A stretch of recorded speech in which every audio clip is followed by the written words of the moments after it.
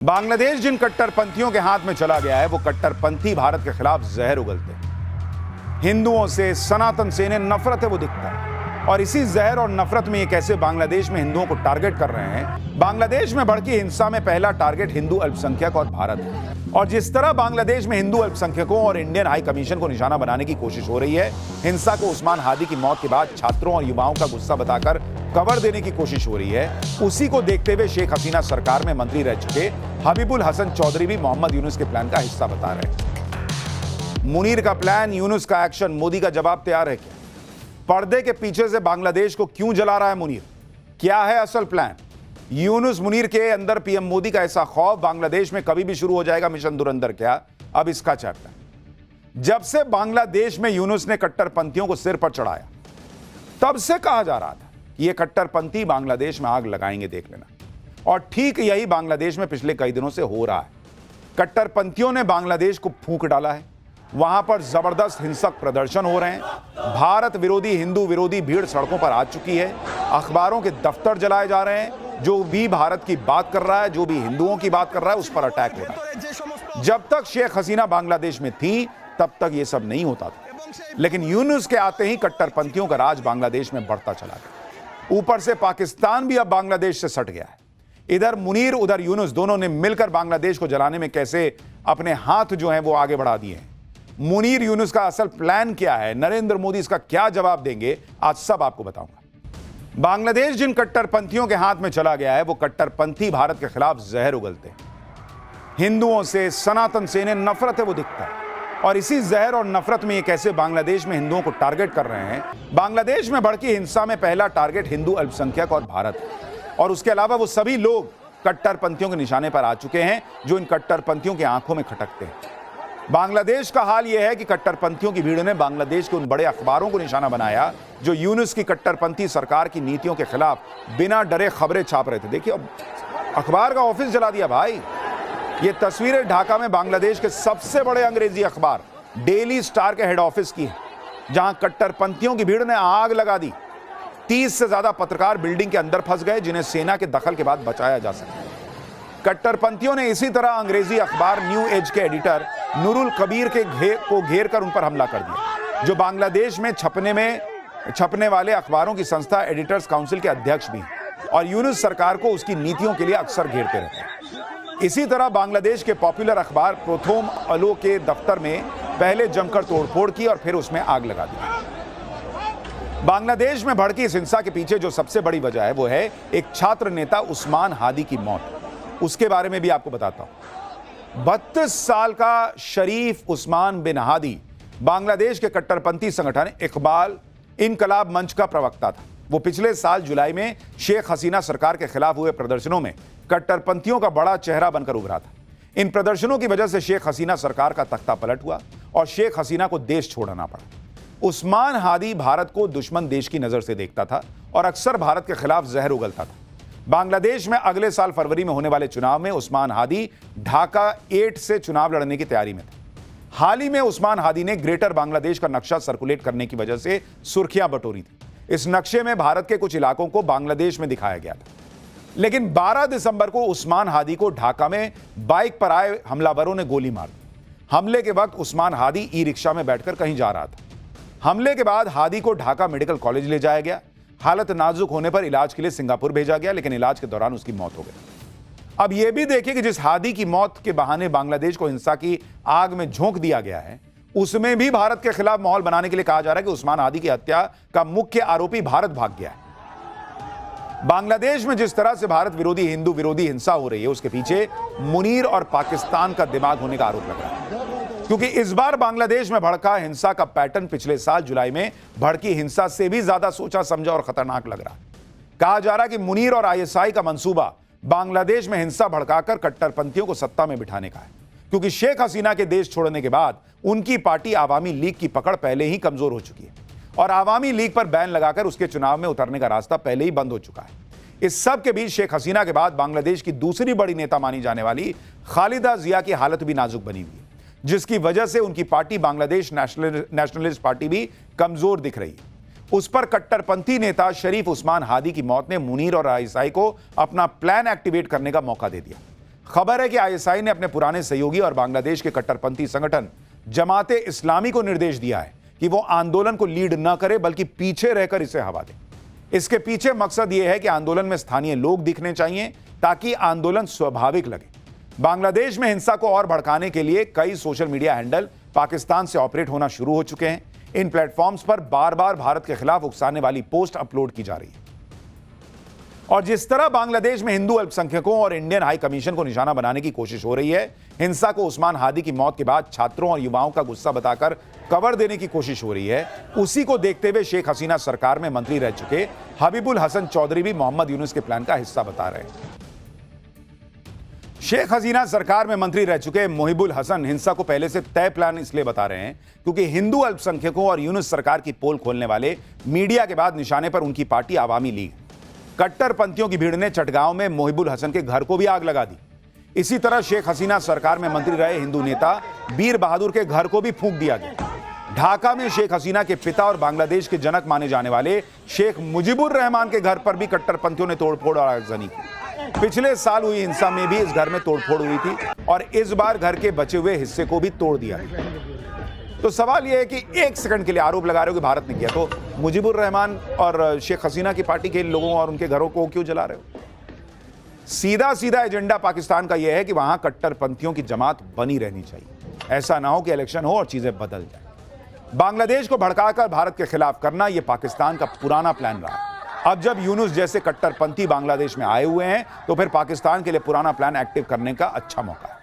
इसलिए आप देखिए कि बांग्लादेश का हाल यह है कि वहां पर सिर्फ अंदर ही प्रदर्शन नहीं हो रहे, भारत के बॉर्डर तक प्रदर्शन हो रहे हैं। बॉर्डर तक मार्च निकाले जा रहे हैं। ये तस्वीरें बांग्लादेश के बेनापोल में भारत के बॉर्डर के पास की हैं, जहां प्रदर्शनकारियों ने मार्च निकाला और इसे लॉन्ग मार्च टू बॉर्डर नाम दिया। इस मार्च में भारत विरोधी नारेबाजी भी हुई।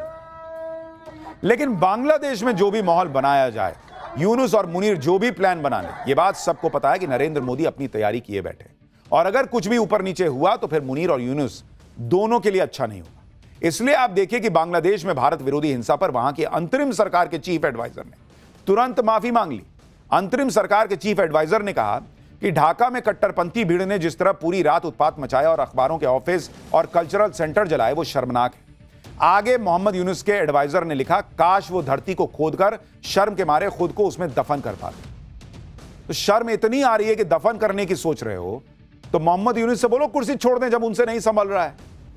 लेकिन यह सब नाटक भी तो करना है कि भाई बहुत शर्मिंदा है, ताकि दुनिया में यह मैसेज ना जाए कि यूनुस और मुनीर मिलकर करा रहे हैं। बांग्लादेश जानता है कि जिस पाकिस्तान के सहारे वो भारत के खिलाफ उछल रहा है, उस पाकिस्तान की अपनी कोई हैसियत नहीं, ना दुनिया में उसकी कोई इज्जत है।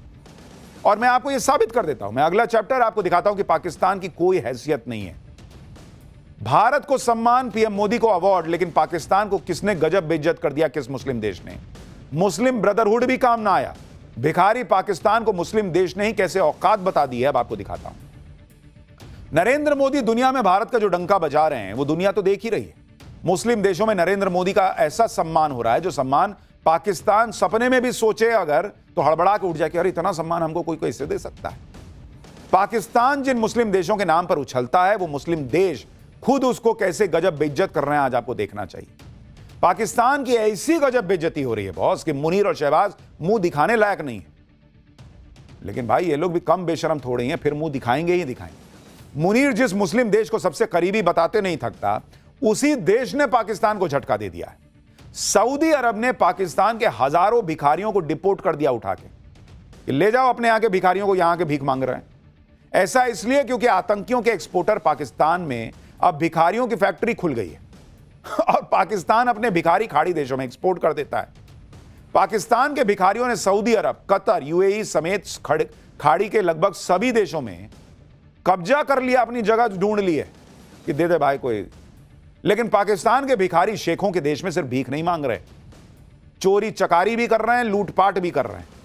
खाड़ी के देश तो पाकिस्तानी भिखारियों से इतना परेशान हो गए बॉस कि अब उन्होंने कहा कि ना यहां नहीं रख सकते, उठाओ लेके जाओ इनको। पिछले 11 महीने में 41 देशों ने 52,000 पाकिस्तानी भिखारियों को देश से निकाल दिया। कि भीख मांगना है तो पाकिस्तान में मांगो। तो भिखारी भी बोला कि मेरा देश ही भीख मांग रहा है, मैं वहां क्या भीख मांगूंगा। यानी 2025 में हर रोज करीब 151 पाकिस्तानी को डिपोर्ट किया गया है। इसमें सऊदी अरब ने सबसे ज्यादा 24,000 पाकिस्तानी भिखारी डिपोर्ट कर दिए हैं। यूएई ने 6,000 पाकिस्तानी भिखारियों को देश से निकाल दिया है। अजरबैजान ने भी 2,500 पाकिस्तानी भिखारियों को वापस देश भेज दिया है। पाकिस्तान में भीख मांगना मजबूरी नहीं है, बल्कि पाकिस्तान इतना गरीब है कि भीख मांगना अब धंधा बन गया है। पाकिस्तान का यह संगठित उद्योग कैसे मिडिल ईस्ट में अपने पैर जमा रहा है और क्यों पाकिस्तान की जनता और उनके नेताओं को भीख मांगने में मजा आने लगा है, आज आपको दिखाऊंगा। लेकिन भिखारी पाकिस्तान के इस भिखमंगे देश के भिखारियों ने कैसे मुस्लिम ब्रदरहुड भूलने पर भी शेखों को मजबूर कर दिया, जरा उसका एक ट्रेलर देखिए। शहबाज और मुनीर तो पहले ही भिखारी घोषित थे। भीख का कटोरा लिए कभी वो चीन अमेरिका की चौखट पर दिखाई देते हैं, तो कभी आईएमएफ और वर्ल्ड बैंक के सामने गुहार लगाते हैं। मुनीर शहबाज की इसी आदत को पाकिस्तान की पब्लिक ने धंधा बना लिया। पाकिस्तान में इतने भिखारी हो गए हैं कि अब वो वीजा लेकर विदेशों में भीख मांग रहे हैं। सऊदी अरब पाकिस्तानी भिखारियों की सबसे पसंदीदा जगह बन गया। यहां भीख मांगने वाला हर दूसरा शख्स पाकिस्तानी निकल आता है। दरअसल सऊदी अरब में मुसलमानों के सबसे पवित्र शहर मक्का और मदीना है। हर साल यहां लाखों लोग हज और उमरा करने आते हैं। इन्हीं लोगों के साथ पाकिस्तानी भिखारी भी पहुंच रहे हैं और सड़कों पर, फुटपाथ पर डेरा जमा लिया है। इन पाकिस्तानी भिखारियों में पुरुषों के साथ महिलाएं भी शामिल हैं। मक्का और मदीना में पाकिस्तानी भिखारी आपको आसानी से दिख जाएंगे। देखिए, मक्का में एक पाकिस्तानी महिला भिखारी को पुलिस वाले भगा रहे हैं, लेकिन सऊदी में पाकिस्तानी भिखारियों ने ऐसे पांव जमा लिए हैं कि अब उन्हें पुलिस से भी डर नहीं लगता। यह हाल तब है जब सऊदी अरब में भीख मांगना अपराध है। देखिए वहां क्या हो रहा है।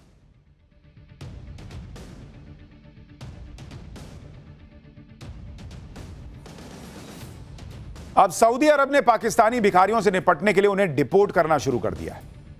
आप भी देखिए कि सऊदी अरब में पाकिस्तानी भिखारी कितनी बेशर्मी से भीख मांगते हैं, वो सामने दिखने लगा है। पाकिस्तान के भिखारियों को डिपोर्ट किए जाने की खबर पाकिस्तानी चैनलों की हेडलाइन बन रही है। जो चैनल्स अभी तक सऊदी अरब को अपना बिरादर बताते थे, देखिए अब वही पाकिस्तानी चैनल सऊदी अरब के इस एक्शन पर छाती पीट रहे हैं। पाकिस्तान में भीख मांगना इतना ऑर्गेनाइज्ड धंधा बन गया है कि अब ये लोग ग्रुप बनाकर विदेश जाते हैं। इन लोगों का काम ही भीख मांगना है। आप देखिए कि भारत के इंजीनियर, डॉक्टर, प्रोफेशनल्स वीजा लेकर विदेश में लाखों डॉलर के पैकेज पे नौकरी करने आते हैं। पाकिस्तान के भिखारी वीजा लेकर भीख मांगने जाते हैं। भाई, सऊदी अरब सरकार ने पाकिस्तान को चेतावनी दी है कि भाई तुम भिखारियों को भेजना बंद करो। उधर यूएई ने भी ज्यादातर पाकिस्तानी नागरिकों पर वीजा प्रतिबंध लगा दिया है, जिसके बाद पाकिस्तान में 66,154 भिखारियों को एयरपोर्ट पर पकड़ लिया गया। ये वो पाकिस्तानी भिखारी थे जो अलग अलग देशों में भीख मांगने जा रहे थे। बताइए, ग्रुप बना के निकलते हैं कि चल भाई तू भी चलेगा, भीख मांगेगा उधर। पाकिस्तानी भिखारियों पर पाकिस्तान की ही सीनेट यानी वहां की संसद की स्थायी समिति को एक रिपोर्ट सौंपी गई, जिसमें खुलासा हुआ है कि विदेशों में गिरफ्तार किए गए 90% भिखारी पाकिस्तानी नागरिक होते हैं। इनमें से ज्यादातर सऊदी अरब, ईरान और इराक के तीर्थ यात्रा वीजा पर विदेश जाते हैं। यात्रा के बहाने वहीं रुक जाते हैं, जिसके बाद या तो भीख मांगते हैं या चोरी करते हैं। कौन देश बर्दाश्त करेगा भाई? एक तो भीख मांगने के लिए रुके हुए हो, वो भी उस देश में जहां भीख मांगना अपराध है, और उसके बाद वहां चोरी चकारी भी कर रहे हो, लूटपाट भी कर रहे हो। ऐसी ऐसी रिपोर्ट आ रही है जिसके बाद पाकिस्तान की पूरी दुनिया में बेइज्जती हो रही है। पाकिस्तान के लोग कह रहे हैं हम तो भीख मांगने में भी रिकॉर्ड बनाएंगे। पाकिस्तानियों को भीख मंगा सुनने की या भीख मांगने की ऐसी आदत हो गई है कि अब वो खुद ही कह रहे हैं कि भीख मांगने में भी पाकिस्तानी ही रिकॉर्ड बनाएंगे। सऊदी अरब में पाकिस्तानी भिखारियों की सबसे ज्यादा कमाई होती है, इसलिए सबसे ज्यादा पाकिस्तानी भीख मांगने सऊदी अरब जाते हैं। पाकिस्तानी भिखारियों की दूसरी पसंद अजरबैजान, कतर और दुबई है।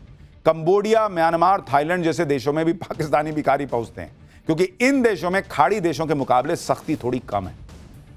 मतलब इनके भी जैसे भारतीयों के पास तो पैसा है, वो तो टूरिस्ट की तरह घूमने जाते हैं। इनका अपना भीख मांगने का डेस्टिनेशन है, कहां कहां ज्यादा पैसा मिलेगा।